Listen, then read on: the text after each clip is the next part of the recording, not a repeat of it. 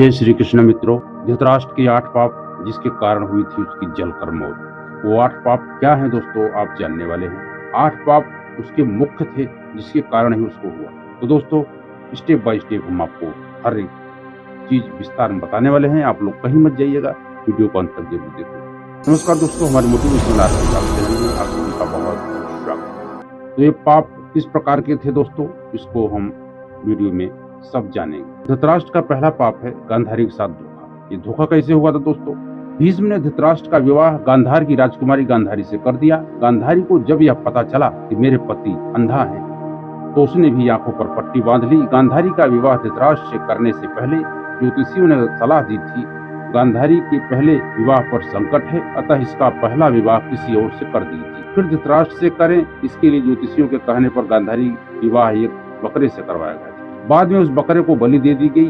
कहा जाता है कि गांधारी को किसी प्रकार के प्रकोप से मुक्त करवाने के लिए ही ज्योतिषियों ने यह सुझाव दिया था। इस कारणवश गांधारी प्रतीक रूप से विधवा मान ली गई और बाद में उनका विवाह धृतराष्ट्र से कर दिया गया। दूसरा पाप है दोस्तों गांधारी के परिवार को जेल में डालना। गांधारी एक विधवा थी। जब महाराज धृतराष्ट्र को पता चली तो वे बहुत क्रोधित हो उठे। उन्होंने समझा कि गांधारी का पहले किसी से विवाह हुआ था और वह न मालूम किस कारण मारा गया। धृतराष्ट्र के मन में इसको लेकर दुख उत्पन्न हुआ और उन्होंने इसका दोषी गांधारी के पिता राजा सुबाल को माना। धृतराष्ट्र ने गांधारी के पिता राजा सुबाल को पूरे परिवार सहित कारागार में डाल दिया। कारागार में उन्हें खाने के लिए केवल एक व्यक्ति का भोजन दिया जाता था। केवल एक व्यक्ति के भोजन से भला सभी परिवार का पेट कैसे भरता। यह पूरे परिवार को भूखा मार देने की साजिश थी। राजा सुबाल ने यह निर्णय लिया कि वह यह भोजन केवल उनके सबसे छोटे पुत्र को ही दिया जाए ताकि उसके परिवार में से कोई तो जीवित बच सके, और वह था शकुनी। यह भी कहा जाता है कि विवाह के समय गांधारी के साथ उनका भाई शकुनी और आयु में बड़ी उनकी एक सखी हस्तिनापुर आई थी और दोनों ही यहीं रह गए थे। तीसरा पाप है उसका दोस्तों दासी के साथ सहवास। गांधारी के पुत्रों को कौरव पुत्र कहा गया, लेकिन उनमें से एक भी कौरववंशी नहीं था। धृतराष्ट्र और गांधारी के 99 पुत्र और एक पुत्री थी जिन्हें कौरव कहा जाता था। गांधारी ने वेद व्यास से पुत्रवती होने का वरदान प्राप्त कर लिया था। इस वरदान के चलते ही गांधारी को 99 पुत्र और एक पुत्री मिली थी। उक्त सभी संतानों की उत्पत्ति 2 वर्ष बाद कुंडों से हुई थी। गांधारी की बेटी का नाम कुशला था। गांधारी जब गर्भवती थी तब धृतराष्ट्र ने एक दासी के साथ सहवास किया था, जिसके चलते युयुत्सु नामक पुत्र का जन्म हुआ। इस तरह कौरव 100 हो गए। चौथा पाप है दोस्तों पुत्र मोह। पुत्र मोह में धृतराष्ट्र पांडवों के साथ अन्याय कर रहे थे, लेकिन राजा और राज सिंहासन के प्रति निष्ठा के चलते भीष्म उनके साथ बने रहे। धृतराष्ट्र ने अपने पुत्र मोह में सारे वंश और देश का सर्वनाश करा दिया। धृतराष्ट्र चाहते तो वे अपने पुत्र से हठ और अपराध पर लगाम लगा सकते थे, लेकिन उन्होंने ऐसा कुछ नहीं किया दोस्तों, और दुर्योधन को गलती पर गलती करने की प्रत्यक्ष रूप से छूट दे दी।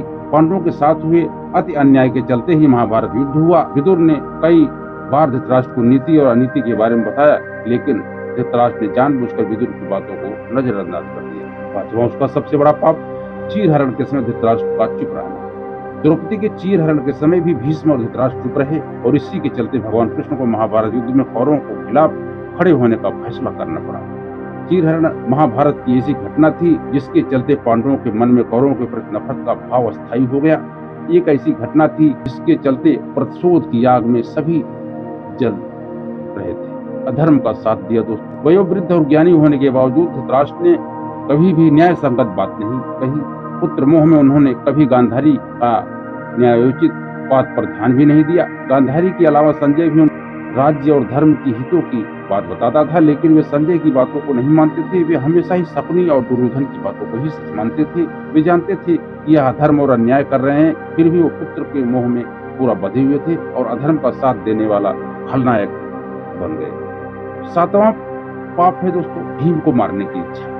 युद्ध का अंत हो चुका था दोस्तों और पांडु पुत्र भीम ने धृतराष्ट्र के पुत्र दुर्योधन का वध कर दिया था। इसको लेकर धृतराष्ट्र के मन में क्रोध और बदले की भावना प्रबल हो उठी थी। अतः मौका पाकर धृतराष्ट्र भीम को मार डालना चाहते थे। एक बार की बात है जब महाभारत युद्ध जीतने के बाद पांचों पांडव श्री कृष्ण के साथ हस्तिनापुर महाराज धृतराष्ट्र से मिलने पहुंचे तो भीम के अलावा सबने धृतराष्ट्र को प्रणाम किया तथा उनके गले मिले। बाद में भीम की बारी आई तो भगवान श्री कृष्ण धृतराष्ट्र की मंशा को जान चुके थे। अतः जब भी धृतराष्ट्र को प्रणाम करके उनके गले मिलने के लिए भीम आगे बढ़ने लगे तो श्री कृष्ण ने भीम को इशारों से रोक दिया और उनके स्थान पर भीम की लोहे की मूर्ति आगे बढ़ा दी। धृतराष्ट्र बहुत शक्तिशाली थे, उन्होंने लोहे की मूर्ति को चूरा बना दिया और वो इतना क्रोध में थे कि वो समझ नहीं पाई कि लोहे की मूर्ति है। भीम की मूर्ति तोड़ने के बाद उनके मुंह से खून निकला और उसके बाद जब धृतराष्ट्र का क्रोध शांत हुआ तो वे भीम को मृत समझकर रोने लगे। तब भगवान श्री कृष्ण ने बताया कि भीम जीवित है। और 8वां पाप है दोस्तों, कहते हैं कि पूर्व जन्म में किए गए पाप के कारण धृतराष्ट्र जन्म से ही अंधे थे, उनके सभी पुत्र मारे गए। दरअसल अपने पूर्व जन्म में धृतराष्ट्र एक बहुत ही निर्दयी एवं क्रूर राजा थे। एक दिन जब वे अपने सैनिकों के साथ राज्य भ्रमण करने के लिए निकले थे तो उनकी नजर एक तालाब में अपने बच्चों के साथ आराम करते हंस पर पड़ी। उन्होंने सैनिकों को तुरंत आदेश दिया कि उस हंस की आंखें निकाल ली जाए। सैनिकों ने राजा की आज्ञा का पालन किया। दर्द से बिलखते हुए हंस की आंखों को निकालकर राजा अपने सैनिकों के साथ आगे बढ़ गया। इस हंस की असहनीय पीड़ा के कारण मृत्यु हो गई। इस घटना को देखकर बच्चे भी मृत्यु को प्राप्त हो गए। मरते वक्त हंस ने राजा को श्राप दिया था कि मेरी ही तरह तुम्हारी भी यह दुर्दशा हो। इसी श्राप के कारण अगले जन्म में धृतराष्ट्र अंधे पैदा हुए थे तथा उनके पुत्र मोह के कारण सब हुआ। महाभारत युद्ध के 15 वर्ष बाद धृतराष्ट्र, गांधारी, संजय और कुंती वन में चले जाते हैं दोस्तों। 3 साल बाद एक दिन धृतराष्ट्र गंगा में स्नान करने के लिए जाते हैं और उनके जाते ही जंगल में आग लग जाती है। वे सभी धृतराष्ट्र के पास आते हैं। संजय उन सभी को जंगल से चलने के लिए कहते हैं, लेकिन दुर्बलता के कारण धृतराष्ट्र वहां से नहीं जा पाते हैं। गांधारी और कुंती भी नहीं जाती हैं। जब संजय अकेले ही उन्हें जंगल में छोड़कर चले जाते हैं तब तीनों लोग आग में झुलस कर मर जाते हैं। संजय उन्हें छोड़कर हिमालय की ओर प्रस्थान करते हैं, जहां वे एक सन्यासी की तरह रहते हैं। बाद में नारद मुनि युधिष्ठिर को यह दुखद समाचार देते हैं। युधिष्ठिर वहां जाकर उनकी आत्म शांति के लिए धार्मिक कार्य करते हैं। तो ये ऐसे कुछ पाप थे दोस्तों जिसके कारण उसे सारे दुख को भोगना पड़ा धृतराष्ट्र को। तो हमारा वीडियो कैसा लगा? यदि वीडियो आपको अच्छा लगा हो वीडियो को तो एक लाइक कर देना और चैनल में नए हैं चैनल को सब्सक्राइब कर बेल आइकन को जरूर प्रेस कर देना दोस्तों। एक वीडियो बनाने के लिए दोस्तों बहुत मेहनत लगता है। आप लोग का प्यार की बदौलत ही हम इतने आगे आए हैं और आप लोगों का ऐसा ही अपना प्यार बनाए रखें तो आपको ऐसा ही वीडियो हमेशा मिलता है। तो मिलते हैं दोस्तों अगले वीडियो में। तब तक आप लोग खुश रहो, मस्त रहो, आनंद में रहो। जय श्री कृष्ण मित्रों।